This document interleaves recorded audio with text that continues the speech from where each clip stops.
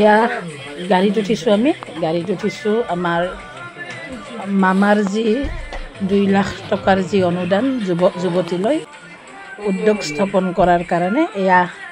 আমি এয়া বাছ গাড়ীত গৈ আছোঁ মামাই কিন্তু বাছ গাড়ীও ফ্ৰী দিছে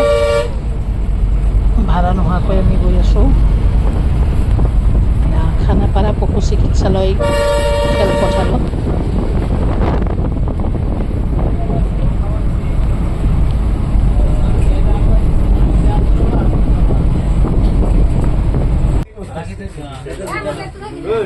ৰাতিপুৱা আমাক পেকেট লাঞ্চ দিছে গাড়ীৰ ভিতৰত কণী কল ব্ৰেড আৰু মাজাৰ পেকেট লাঞ্চ আৰু এয়া আহি পাই গ'লোঁ আমি খানাপাৰা আৰু এই খানাপাৰাৰ পৰা আমি এনেকৈ গাড়ীৰ দূৰত থৈ আমি খোজকাঢ়ি আহি আছোঁ এনেকৈ আমি খোজকাঢ়ি গৈ আছোঁ খেলপথাৰলৈকে মুখ্যমন্ত্ৰী ডাঙৰীয়াই পিছতে বক্তব্য দাবী কৰিব তালৈকে গৈ আছোঁ গোটেই অসমৰ বিভিন্ন ডিষ্ট্ৰিক্টৰ পৰা ইয়াতে গোটেই সমাৱেশ ঘটিছে সকলো মানুহে গৰমত অতিষ্ঠ হৈ পৰিছে ভালো লাগিছে এনেকৈ খোজকাঢ়ি কেনে বহুত মানুহ প্ৰায় 25,000 যুৱক যুৱতী ইয়ালৈ আহিছে বহুত সুন্দৰো লাগিছে পানী ভিতৰত কৰিছে পেকেটবিলাকত পানী ভৰাইছে ভিতৰত এয়া পানী খাবলৈ দিছে সকলোকে আৰু যিবিলাক ডিষ্ট্ৰিক্টৰ পৰা আহিছে ইয়াতে ডিষ্ট্ৰিক্টবিলাকৰ গোটেই কাউণ্টাৰ বনাই দিছে ইয়াতে এণ্ট্ৰি কৰিছে গোটেই কাউণ্টাৰ এণ্ট্ৰি কৰিছে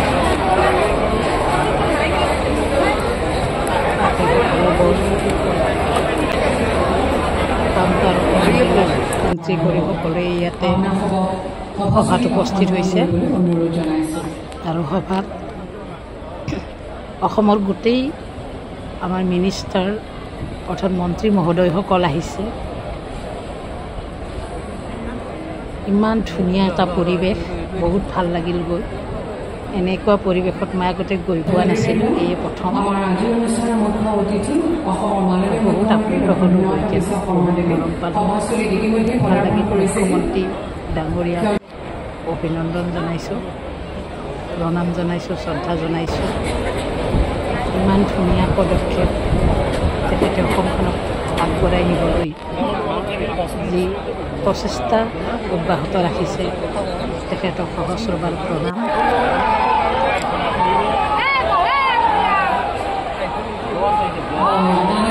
ৰঞ্জিত কুমাৰ দাস মাননীয় অধ্যক্ষ হাউস হেড শ্ৰীযুত ভবেশ কলিতা মাননীয় মন্ত্ৰীসকল ক্ৰমে শ্ৰীযুত অতুল বৰা শ্ৰীযুত কেশৱ মহন্ত শ্ৰীযুত উৰ্খ গৌৰৱ ব্ৰহ্ম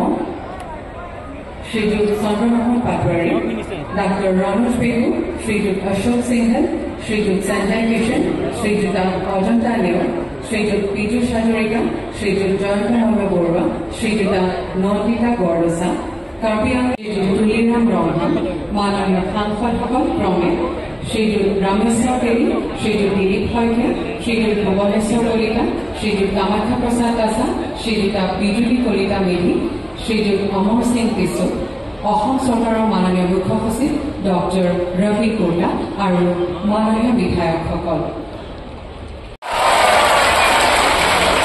ধন্যবাদ এইবাৰ কামৰূপ মহানগৰ জিলাৰ নাৰায়ণ চন্দ্ৰ দাসক আগবাঢ়ি আহিবলৈ অনুৰোধ জনাইছোঁ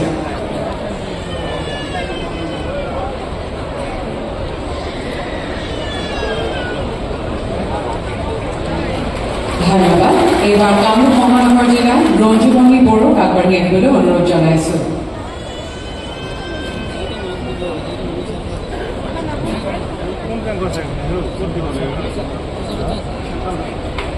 ধন্যবাদ এইবাৰ কামৰূপ মহানগৰ জিলাৰ ৰাজীৱ সূত্ৰধাৰক আগবাঢ়ি আহিবলৈ অনুৰোধ জনাইছোঁ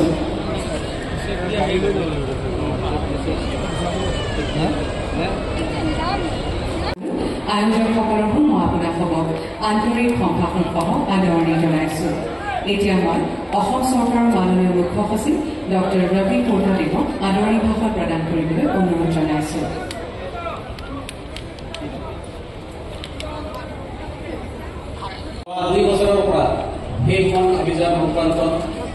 দিন ৰাতি আমাৰ মাননীয় মুখ্যমন্ত্ৰী মহোদয় চিন্তা কৰি আছে আৰু সকলো বিভিন্ন ধৰণৰ মানুহৰ সৈতে কথা পাতি আছে কেনেকুৱা আমি আমাৰ অসমৰ নৱপ্ৰজন্মক এনেকুৱা এটা শক্তি দিব পাৰোঁ যাতে তেওঁলোকে বেলেগ ঠাইত যাবলগীয়া নহয় আৰু নিজে চাকৰি বিচাৰে নহয় আৰু ৮-১০ জনক নিজৰ নিজৰ এটা উদ্যোগ কৰি চাকৰি দিব পাৰে। আমি টোটেল ২ লাখ মানুহ সেইখন আত্মনিৰ্ভৰ অসম অভিযানত ২ লাখ কৰি টকা দিয়া লোক আছে আৰু মাননীয় মুখ্যমন্ত্ৰী মহোদয় আপোনালোকক বিভিন্ন সপোন দেখিছে ই বাস্তৱ নোহোৱাৰ কোনো কথা নাই। সংস্কৃতৰ এটা শ্লোক আছে,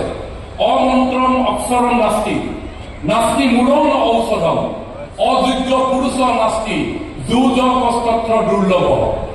অমন্ত্ৰম অক্ষৰম নাস্তি, এনেকুৱা কোনো আখৰ নাই লগ লগাই দিলে মন্ত্ৰ নহয়। নাস্তি মূলম ন ঔষধম, প্ৰকৃতিত এনেকুৱা কোনো গছ গছনি নাই যি গছ গছনিৰ ডাল পাত কাণ্ড শিপাত ঔষধি গুণ নাই। অযোগ্য পুৰুষ নাস্তি, আমাৰ এই পৃথিৱীত এনেকুৱা কোনো পুৰুষ বা মহিলা নাই যাৰ যোগ্যতা নাই। যুজ কষ্টত্ৰ দুৰ্লভ।